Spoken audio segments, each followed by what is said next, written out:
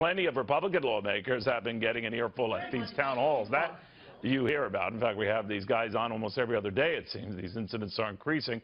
But our next guest says he was targeted at his home.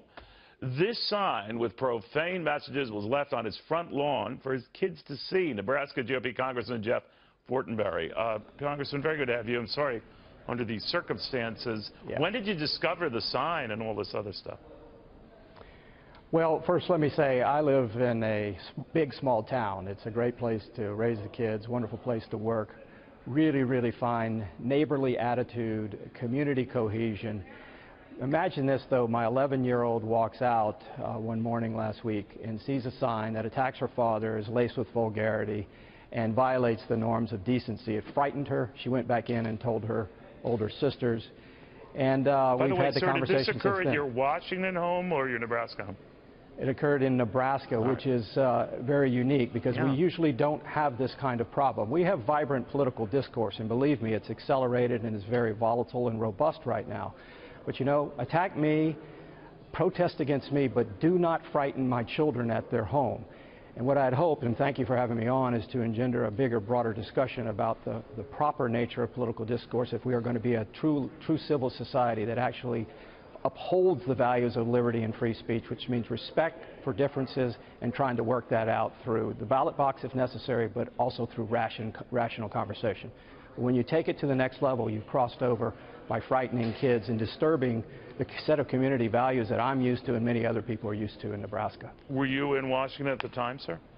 I was not in the state. I was not in Washington. I was not in the state. I was in another place, and my wife happened to be out of town as well. This is what made this very difficult. So when you get a phone call at 8 o'clock in the morning from my older daughter who was taking care of the children, you know something's really wrong. So we worked through it. I think, again, they were scared. They were shocked, and this is very different because it's not happened before in Nebraska. And this kind of attack against me at my home just, again, crosses into territory that I think is not healthy, not only for our state, but it's showing the deep social, cultural divide and fissures in our country, and unfortunately politics is a proxy for all of that. Have you ever seen anything like this?